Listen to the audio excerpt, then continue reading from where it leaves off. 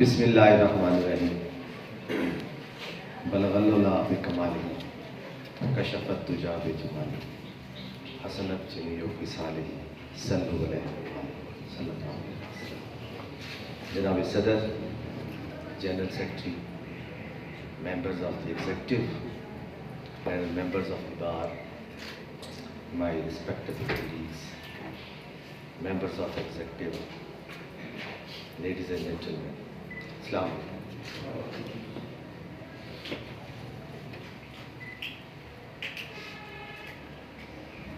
یہاں وزٹ کے لیے میری جوائننگ کے جسٹ تیسرے دن ہی آپ کے آفس بھیجا in the company of President and Secretary. They visited at my office.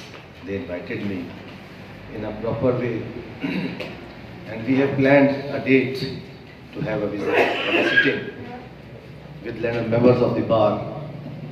But on account of the situation, extraordinary situation of pandemic, the program could not be finalized. And now I, along with your President, Secretary, we have planned we have availed a chance to have meeting with the people of the members of the bar under the shadow of this very orientation session. Orientation session becomes inevitable کیونکہ بار میں جو lawyers کی survival کا معاملہ ہے میرے نزدیک وہ سب سے اہم ہے، کیونکہ جو لوگ، جو قومیں، جو انسٹیٹیوشنز بدلتے ہوئے حالات کے ساتھ اپنے آپ کو نہیں بدل رہے وہ رفتہ رفتہ قصہ پا رہی ہے. ہماری لیگل فریٹرنیٹی میں 3 اسٹیک ہولڈرز ہیں، ایک بینچ، دوسری بار اور تیسرا اسٹیک ہولڈر سب سے اہم وہ ہے جس کے لیے تمام محفل سجائی گئی، وہ ہے لیٹیگینٹ پبلک. لیٹیگینٹ پبلک جس کا ہاتھ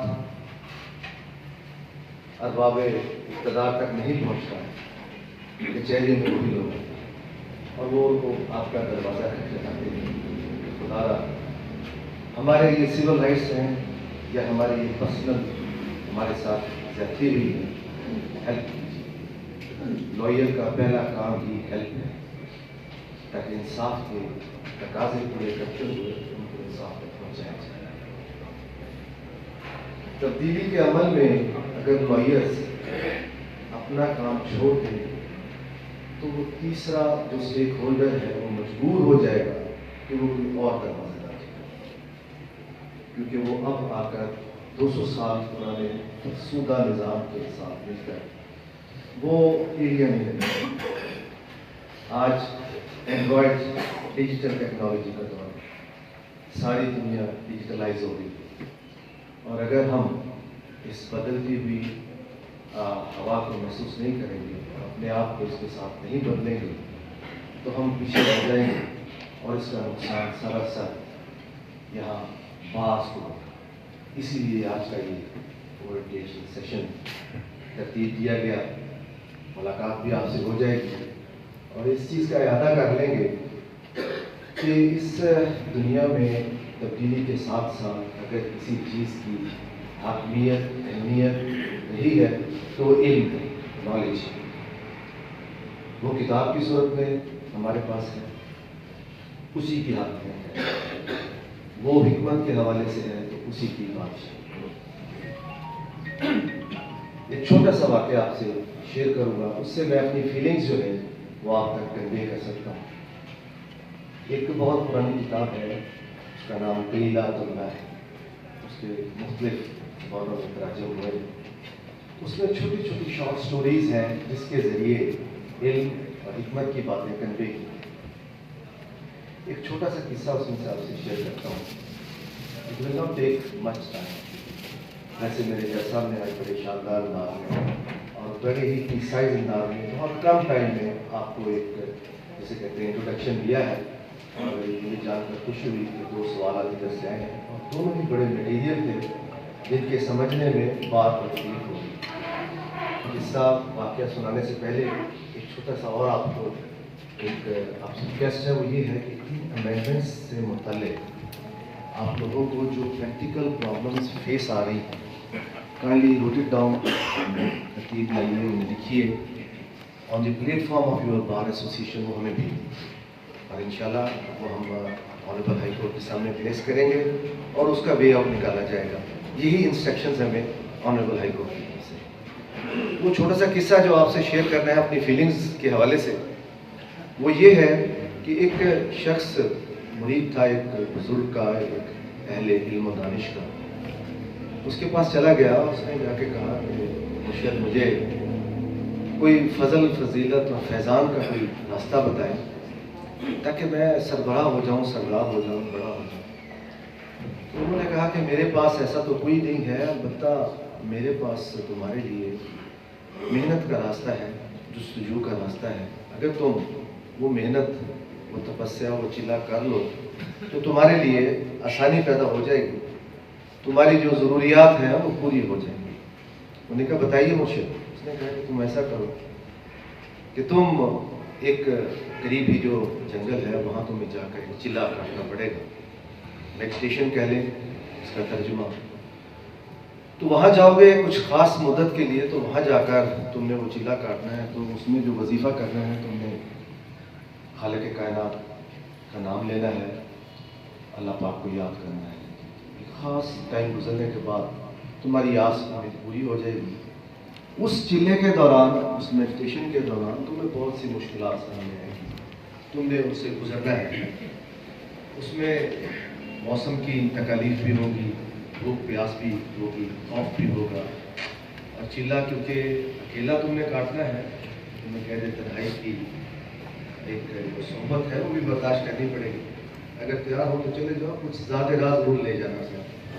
چلا گیا، اس نے جا کر چلا شروع کر دیا۔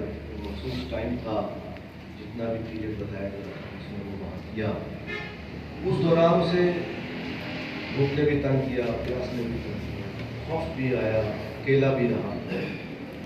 خاص مدت پوری ہو گئی تو بزرگ کے کہنے کے مطابق جب دعا کا ٹائم آیا تو اس نے دعا کی، تو بزرگ نے کہا تھا کہ تم جو مانگو گے اس وقت دعا میں وہ تمہیں مل جائے۔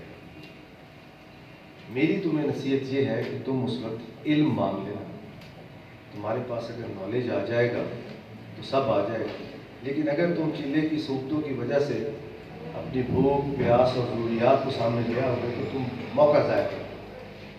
اس نے وہ کیا، جس وقت دعا کا ٹائم آیا تو اس نے دعا مانگی، تو اسے باوجود بھوک پیاس کی یاد آ گئی بزرگ کی بات، تو اس نے اپنی دعا میں علم مانگا، اللہ پاک سے علم مانگا کہ اللہ پاک مجھے علم کی دولت سے مالا مال فرما، مجھے آگے ہی کی منزلوں سے سرفراز فرما۔ اس کے بعد وہ چل پڑا پگڈنڈی پر، آگے گیا، جو آیا شہر یا قصبہ جہاں سے سلسلہ شروع ہوا تھا، کوئی میسج کرنے لگا۔ وہاں گیا، رات کا ٹائم تھا، کوئی عرصے کی صورتوں سے تنگ تھا، کوئی مدد کو جا کر قریبی دروازہ جو نظر آیا اسے بےہوش ہو گیا۔ اہل خانہ نے دروازہ کھولا، باہر ایک آدمی نہیں بےہوشی حالت میں ملا، اٹھا کر اندر لے گیا، اس کو خانہ کی سٹنگ مارے چلایا، اس سے پوچھا بھی کون ہو؟ اس نے میں بھوکا ہوں، کچھ کھانے کے تو مسافر ہوں، میری بری حالت ہے۔ تو اس کو انہوں نے منہ دلایا، اس کے بعد کھان دے، اس کو کھانا دیا، کچھ ہوش آواز میں آیا تو کیونکہ دیہاتی ماحول تھا، لوگ وہاں اکٹھے ہو گئے، انہوں نے کہا یہ کون ہے اجنبی جو اس بری حالت میں آیا ہے، اس سے پوچھیں کون ہے، مسافر ہے کیا ہے۔ تو وہاں اس کو پیٹ بھر کے کھانا ملا، اس کو کچھ ہوش آئی، تو اس نے صحیح میں سوچا کہ مجھے سب سے پہلے اگر میں بھوک مار لیتا، بھوک ختم ہو تو شاید مجھے وہ مل جاتا اسی وقت، لیکن میں نے نہیں مانگا، کھانا مل گیا ہے، میری تنہائی دور ہو گئی ہے، 20-50 لوگ میرے ارد گرد اکٹھے ہو گئے، اور میں جو چاہتا تھا کہ میں سب میں مجھ سے آپ کو میرا پوچھے مجھے نظر آ رہا ہے، اب میں سرکار کھانے کو کیسے بنوں گا، لیکن اس کو شکر گزار تھا ضرور تھا کہ میں نے علم مانگا۔ یہ کہہ کر رات بیت گئی، کچھ اس نے حال سنایا، اپنا سو گیا، لیٹا ہی تھا تو صبح کا وقت تھا، چیخ و چہاڑ آہو پکا کی آوازیں آئیں، ہڑبڑا کے اٹھا، اس نے پوچھا اہل خانہ سے یہ کون پکار ہے؟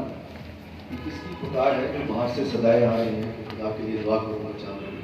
اس نے کہا جی یہ ہماری برادری کا سربراہ ہے، سرپنچ ہے، ہمارا سردار ہے، اس کا بیٹا جو ہے وہ بہت ہی ایک عجیب بیماری کا شکار ہے، مرض الموت میں مبتلا ہے۔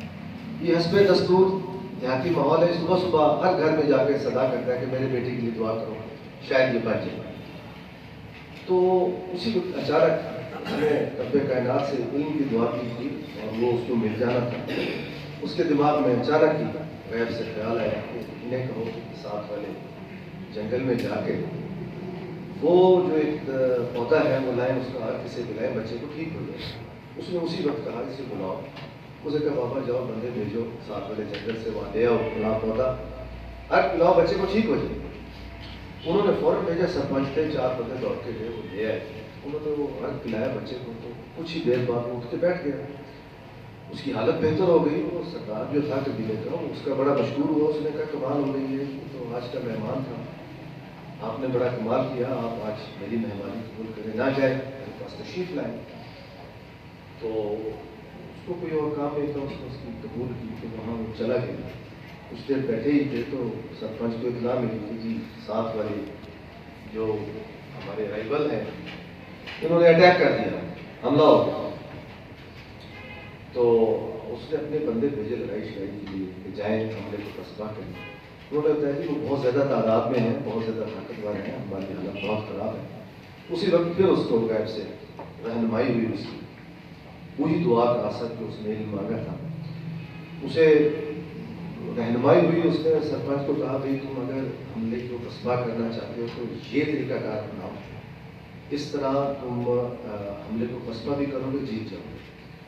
وہ تازہ اس نے اس کا فیضان دیکھا ہوا تھا، اس کا بچہ موت کے منہ سے واپس آیا تھا، اس نے ویسے ہی کیا۔ ریزلٹنٹلی نہ صرف حملہ پسپا ہوا بلکہ وہ فتح یاب ہو گیا۔ تو سرپنچ جس کے پاس برادری کٹھی تھی، پورا قبیلہ کٹھا تھا، وہ بیٹھا، اس نے کہا تم اتنے قابل آدمی ہو، تم حکیم بھی ہو، حکمت بھی تمہارے پاس ہے، میرا بچہ بھی بچا لیا، ہمیں پورے قبیلے کو تم نے ایک بہت بڑے دشمن فوج سے بچا لیا، تم اس وقت کے تم اہل ہو، تم اس سربراہی کے تم اہل ہو، یہ میں تمہارے ساتھ ہوں۔ اسے اس وقت یاد آیا کہ واقعی میں نے جو 4 چیزیں مانگی تھیں، جو میرے ذہن میں تھا کہ مجھے خوشحالی نصیب ہو جائے، مجھے روٹی ملے، مجھے تنہائی میرے پاس نہ ہو، لوگ میرے پاس ہیں، میں سرفراز ہو جاؤں، سردار ہو جاؤں، اس علم کی بنا پر میں آج ایک قبیلے کا سردار بھی ہوں۔ میسج صرف اس لیے یہ ہے کہ اگر علم و آگہی کا دامن تھام لیا جائے تو پھر سرفرازی اور سرداری دور نہیں۔ اور آپ لوگ وکیل بیٹھے ہیں، آج کم و بیش 200 کا ہمارے پاس کٹ ہے، گیدرنگ ہے، میں خود بھی وکیل رہا ہوں، وکیل کا بیٹا ہوں، وکالت کو بڑی قریب سے دیکھا ہے، اور آپ لوگ سردار ہیں، سرفراز ہیں، بہت بڑا آدمی، چاہے وہ اہل علاقہ ہے، بہت امیر ہے، ذمہ دار ہے، بزنس مین ہے، بزنس میگنیٹ ہے، لیکن جب بھی اس کو ضرورت پڑے گی اس نے ماتھا آ کے وکیل کے پاس دیکھنا۔ بہت بڑا کوئی کرمنل بھی ہے تو اس کو بھی اپنی قانونی امداد کے لیے آپ کے دروازے پر ہی آنا پڑے گا، آپ کی سرداری ہی قبول کرنی پڑے گی، کیونکہ آپ ہی اس راستے پر اسے لے کے جائیں گے جو اسے انصاف دلا سکے، کوئی محروم بھی نہیں۔ تو یہ جو ایک علم کا عمل ہے جو آج ایک اورینٹیشن سیشن کے ذریعے آپ تک پہنچایا ہے، اب میری جو ریکویسٹ آپ سے ہے وہ یہی ہے کہ وکیل کا کام، وکیل کی شناخت، اس کی قابلیت، اس کی دانائی علم کی بنیاد، اس کو CPC کا نالج ہے، اس کو قانون شہادت کا نالج ہے، اسے اسپیسیفک پرفارمنس پر عبور حاصل ہے، اس کو کرمنل لا پر عبور حاصل ہے، اسے لیٹسٹ امینڈمنٹس کا پتہ ہے، اسے کانسٹیٹیوشنل پروویژنس کا پتہ ہے، تو وہ صرف عدالت کو اچھی اسسٹنس ہی نہیں دیتا بلکہ وہ اپنی سرداری، سرفرازی علاقے میں بھی کرتا ہے۔ آپ لوگوں سے یہی ریکویسٹ ہے، kindly feel the pulse, read between the lines, اپنے آپ کو ایکوپڈ کیجئے لیٹسٹ امینڈمنٹس کے ساتھ، اپنے آپ کو اس حد تک مضبوط کر لیجئے کہ ہمارا جو تیسرا سٹیک ہولڈر ہے وہ کوئی اور دروازہ نہ کھٹکھٹائے، نہ دیکھے، اس کی ضروریات، اس کی قانونی امداد جو ہے وہ آپ پورے کر رہے ہیں، آپ لوگ ہی کرتے ہیں۔ ہمارا جوڈیشل سسٹم، اس کا ٹیکسچر نیئر ٹو ڈسٹرکشن ہے، اس کو بچانے کے لیے کمبائنڈ ایفرٹس ہی ضروری ہیں. ان کو فالو کیجئے کائنڈلی، ان کو امپلیمنٹ کیجئے. آنے والا دور ایک سٹیپ اور آگے. ڈیجیٹلائزیشن از ان پروگریس. 2016 میں 14 میں سٹارٹ ہوئی ہے. آنریبل ہز لارڈشپ مسٹر جسٹس منصور علی شاہ انہوں نے سٹارٹ کی ہے. That is in progress. Amendments 18 میں آ گئی ہیں، 20 میں یہ انٹروڈیوس کرائی گئی ہے. آگے اس سے بھی ایک سٹیپ آگے جا رہے ہیں. اس لیے اس کو فیل کیجئے، ان کو پڑھیے، عدالتوں میں اس کی معاونت کیجئے، اپنے آپ کو اسکلڈ کیجئے اس نالج کے ساتھ، اور سرداری اور سرفرازی کے مزے لوٹیے.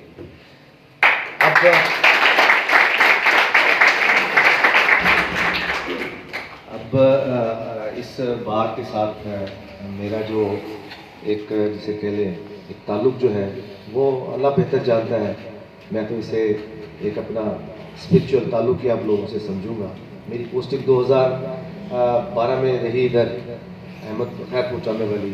آئی got a chance to visit over here. Hafeez صاحب ہمارے سیشن جیسے صاحب تھے، کچھ وقت کے لیے میں آیا. پھر 2015-16 میں میرا ایک وزٹ ادھر ہوا ہے. اب میں خود آپ کے پاس حاضر ہوں. تو میں آپ لوگوں کا جو پیار ہے میرے لیے، آپ لوگوں کی جو عزت ہے لیگل فیٹرنیٹی کے لیے، بینچ کے لیے، وہ جو ہے وہ میرا افتخار ہے. مجھے اس سے بڑا پیار ہے اس چیز سے، اور میں اس چیز کو بڑا اپریشیٹ کرتا ہوں. اور میرا جو آپ کے ساتھ ججز کا جو آپ کے ساتھ کوآرڈینیشن ہے، جو ان کا تعاون ہے لیگل فریم ورک میں رہتے ہوئے، اس کی شاہد جو ہے پوری بات ہے. تو میرے پاس افتخار شاہد دونوں ہیں. اب یقین جانیے میں آپ کے لیے آئی ہیو آل ریگارڈ.